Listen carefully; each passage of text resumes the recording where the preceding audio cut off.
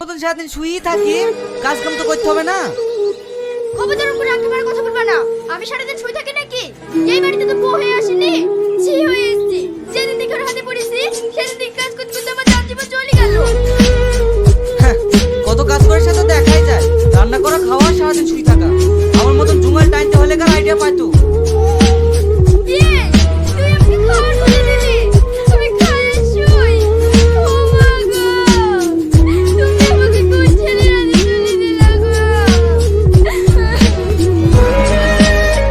শালার মধ্যে তো আবার নাটক শুরু করেছে রে।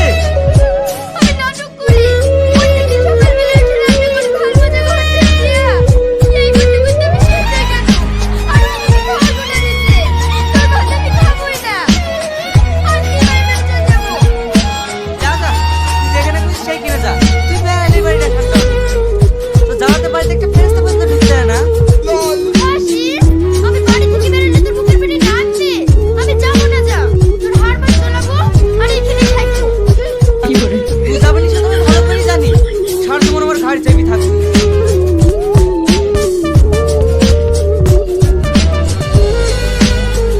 হ্যালো, হ্যাঁ যাক, বলো। আমার সোনা কি করছে? তোমার জন্য বসে আছি, আর আমার জন্য কি করছে? এই তো সোনা, কলেজের ক্যান্টিনে বসে আছি। এই টাইমে কলেজে ক্লাস চলেছে? যখনই বই খুলছি